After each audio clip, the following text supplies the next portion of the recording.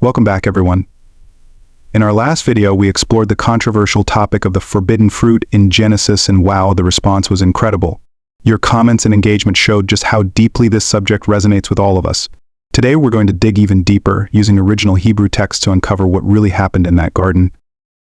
Many of you pointed out that God commanded Adam and Eve to be fruitful and multiply in Genesis 1:28. Others insisted that the Bible clearly states it was fruit, not a metaphor for something else. These are excellent observations and they deserve thorough examination.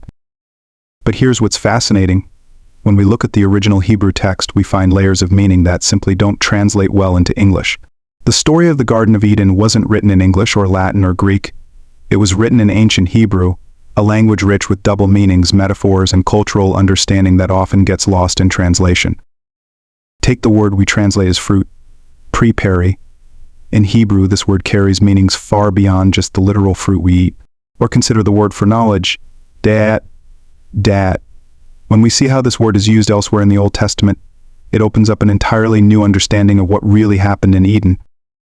Today, we're going to explore the actual Hebrew words used in Genesis and their broader meanings, why the traditional apple interpretation is a medieval addition, how the consequences of eating this fruit specifically related to human sexuality, and most importantly, why this matters for our understanding of Scripture. This isn't about challenging faith, it's about deepening our understanding by returning to the original text. We'll look at ancient Jewish interpretations, historical context, and the internal evidence of Scripture itself. Before we dive in, I want to emphasize something important. This analysis comes from a place of deep respect for Scripture. We're not adding to the Bible, we're peeling back layers of translation to see what the original audience would have understood. So let's begin our journey back to ancient Hebrew, back to the garden, and back to a story that's far more complex and meaningful than a simple piece of fruit. Let's begin by examining the crucial Hebrew words that form the foundation of this story. What we're about to uncover reveals a depth that English translation simply cannot capture. The word peri. The word we translate as fruit is peri. While it can mean literal fruit, in Hebrew literature it often symbolizes the outcome or result of an action. We see this in Proverbs 31:16, where a woman eats the fruit of her hands, clearly not literal fruit, but the results of her work. In prophetic literature, peri often refers to offspring or the consequence of actions. Isaiah 3:10 speaks of people eating the fruit of their deeds.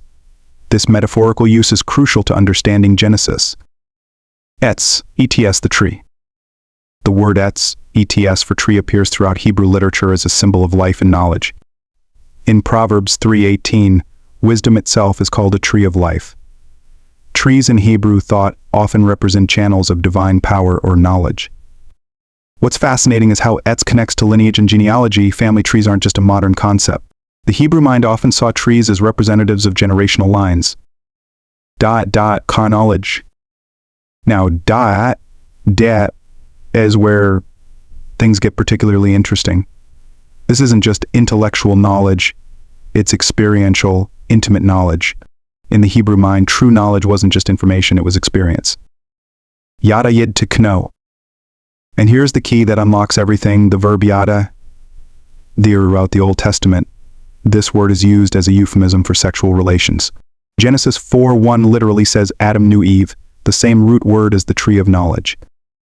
Before eating the fruit, Adam and Eve were naked, ruvmim, and not ashamed. The Hebrew word here shares the same root as cunning, arvm, used to describe the serpent. This wordplay suggests a transformation of consciousness about their nakedness. Notice the progression. 1. First, they're naked and unashamed. 2. They eat the fruit. 3.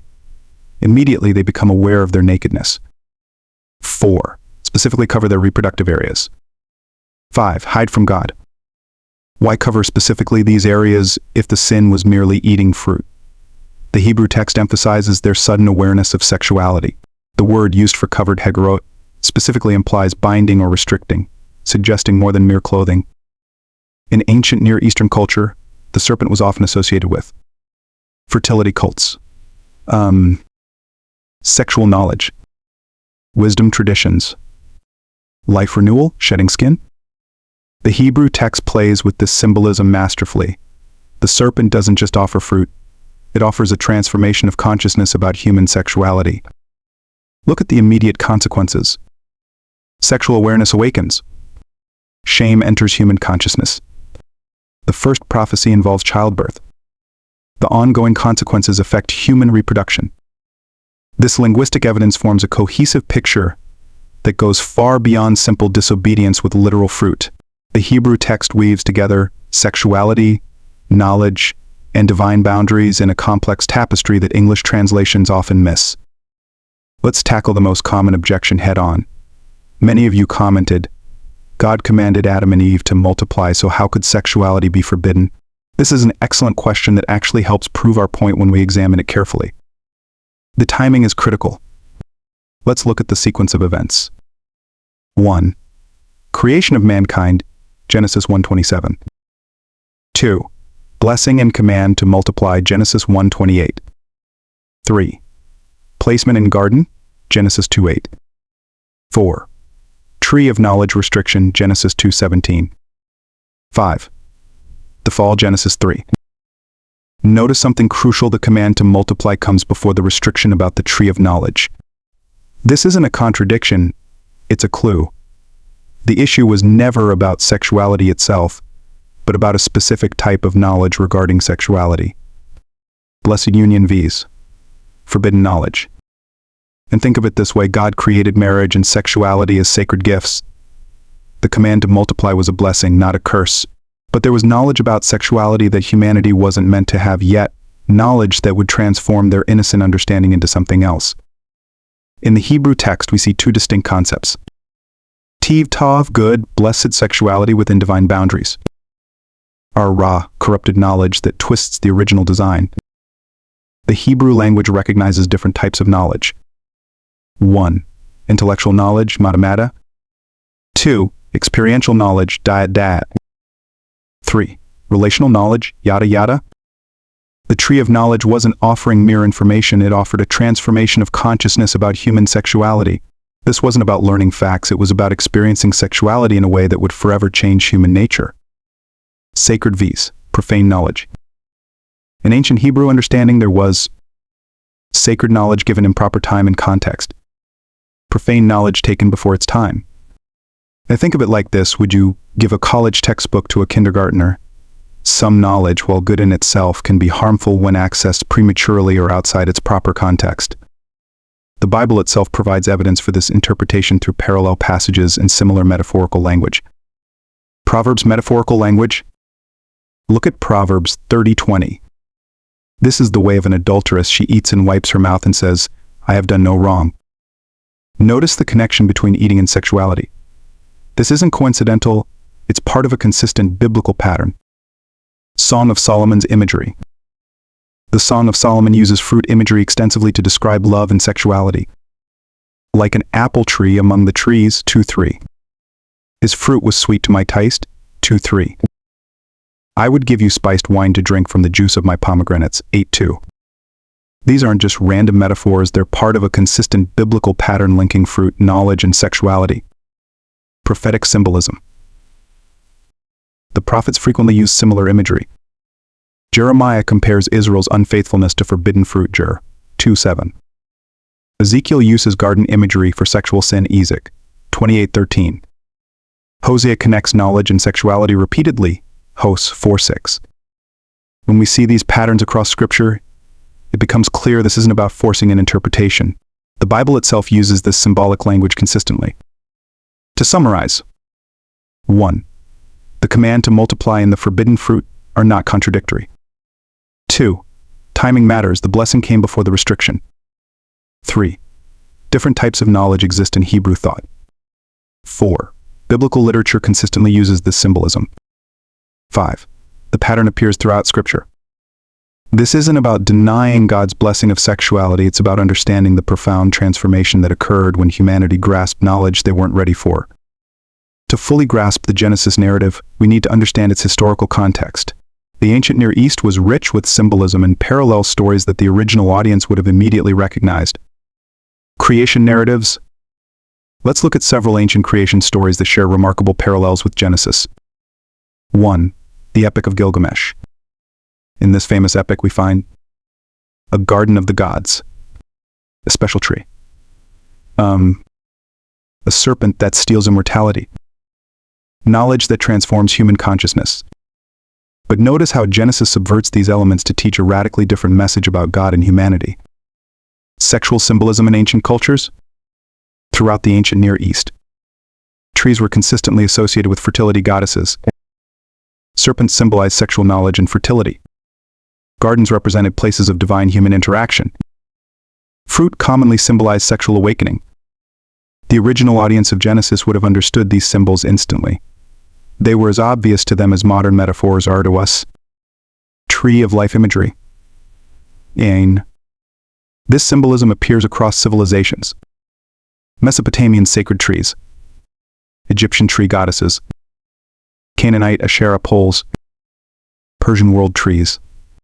From India to Egypt, from Mesopotamia to Canaan, sacred trees represented divine knowledge, immortality, fertility, the connection between heaven and earth. Now let's examine how the earliest Jewish scholars understood this story. Rabbinical commentaries. The Midrash Rabbah, an ancient Jewish commentary, notes the connection between knowledge and sexuality, the transformation of human nature after eating the fruit, the symbolic nature of the serpent.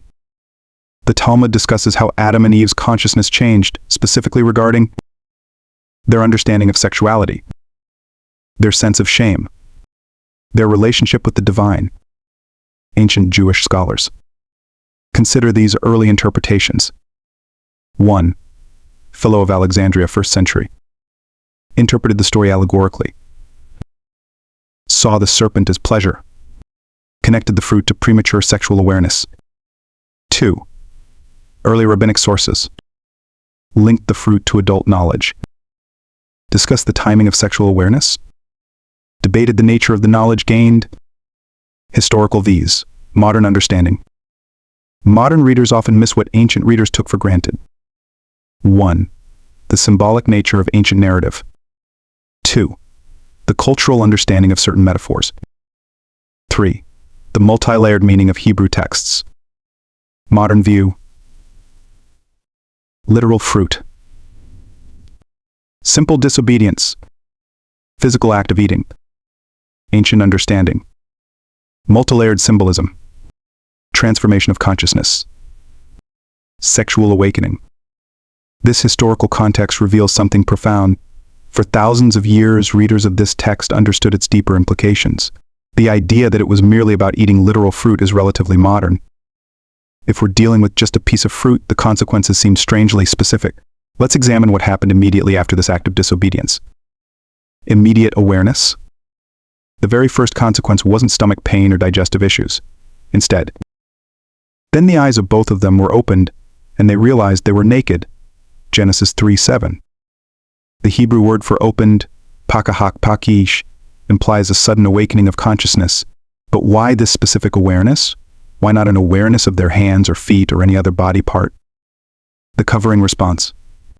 Their immediate reaction is telling. They sewed fig leaves together, specifically covered their reproductive areas. Felt shame for the first time. Think about this logically. If they ate literal fruit, why cover reproductive areas?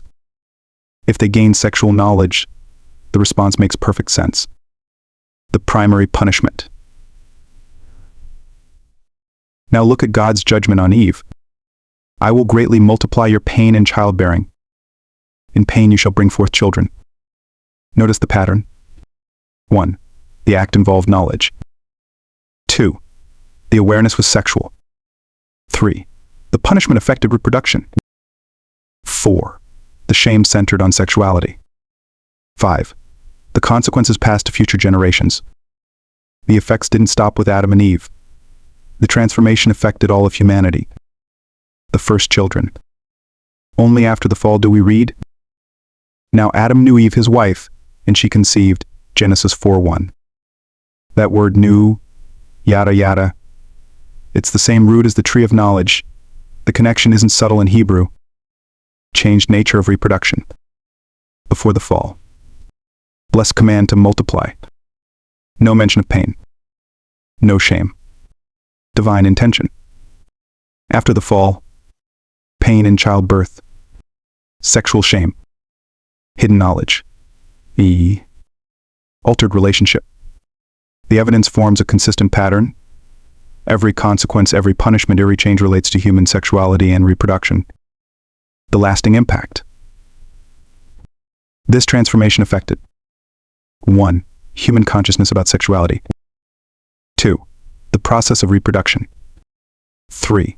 Male-female relationships. 4. Parent-child relationships. 5. Humanity's relationship with God. When we follow the evidence trail, the awareness gained, sexual. The shame felt, sexual. The parts covered, sexual. The punishment given, sexual. The ongoing effects, sexual. This isn't reading something into the text, it's reading what's plainly there in the Hebrew narrative. The consequences tell us exactly what kind of knowledge was gained. Throughout this exploration, we've uncovered multiple layers of evidence that all point to the same conclusion. 1. The Hebrew language evidence. Peri meaning more than just fruit. Yada as sexual knowledge. Da as experiential transformation. 2. The contextual clues. Immediate sexual awareness. Specific areas covered. Reproductive consequences. 3. The historical support. Ancient Near Eastern parallels. Early Jewish interpretations. Consistent rabbinical understanding. When we weave together all these threads, the linguistic evidence confirms the metaphorical meaning. The historical context validates our interpretation. The consequences reveal the nature of the knowledge. The biblical parallels strengthen the pattern. This isn't about diminishing scripture, it's about recovering its rich, original meaning. The Hebrew authors crafted a sophisticated narrative that communicates profound truth about human nature, divine boundaries, the transformation of consciousness, our relationship with God. In our next video, part 3, we'll explore the redemptive aspect of this story, how Christ's sacrifice relates to this interpretation, what this means for our understanding of human nature, the beautiful truth about God's original design. Until then, I encourage you to study these references yourself. Share your thoughts in the comments. Ask questions about specific points. Engage with the evidence presented. Remember, understanding this text doesn't diminish its sacred nature, it enhances it. This isn't just a story about disobedience, it's about humanity's premature grasp for knowledge that transformed our very nature. As we read in Proverbs 25:2, it is the glory of God to conceal a matter, but the glory of kings is to search it out.